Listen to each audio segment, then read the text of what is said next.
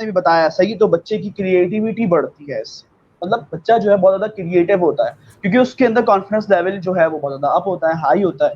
जाहिर सी बात है उसके अंदर क्रिएटिविटी होती है, तो वो अच्छी चीजें भी कर सकता है। तो जरा ये बताइएगा कि पेरेंट्स और जो स्टूडेंट्स हैं या उनके जो किड्स हैं, उनके रिलेशनशिप पे क्या असर पड़ता है इसका, जरा ये बताइएगा।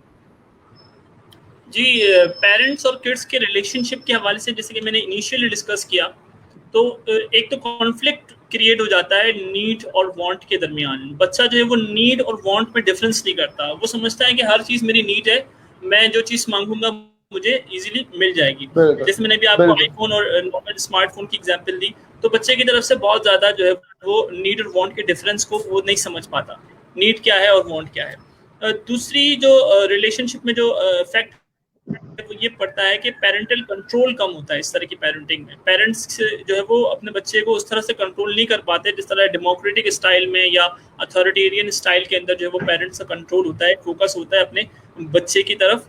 और थर्ड ये होता है कि इमोशनल इम्बैलेंस क्रिएट होता है पेरेंट्स में और बच्चे के दरमियान। इमोशनल अटैचमेंट जो है वो स्टॉप हो जाती है, क्योंकि बच्चे को पता है कि मैं कुछ भी कहूँगा, कुछ भी मैं मांगूंगा, मेरी ज़रूरत पूरी होगी। और ज़्यादातर ये जो एलीट क्लास है, जो अमीर तबका है, उनके बच्चे ज़्यादातर इस तरह के बिहेवियर कर रहे होते हैं। तो इमोशनल इम्बैलेंस के लिए बच्चे के अंदर एहसास से क्या कहते हैं, किसी कोई चीज़ जो उसे हम देते हैं तो उसकी वैल्यू उसे नहीं पता होती, क्योंकि उसे ये बात पता है कि मैं जिद करूँगा और मुझे चीज़ इसीलिए जो है वो मिल जाएगी।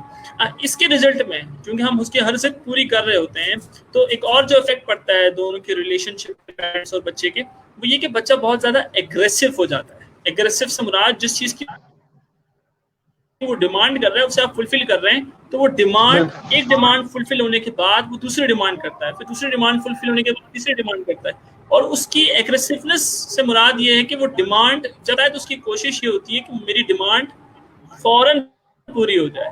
उसकी मुकम्मल कोशिश ये होती है कि भाई जो मैंने डिमांड की है वो ऑन टाइम या टाइम से पहले फुलफिल होनी चाहिए, लाइक इससे पहले जिस तरह से हो रही है। तो इस तरह से कुछ डिस्टर्ब बिल्कुल रिलेशनशिप होते हैं आपके पेरेंट्स और किड के दरमियान। इस तरह से रिलेशनशिप जो है वो काफ़ी डिस्टर्ब रहता है।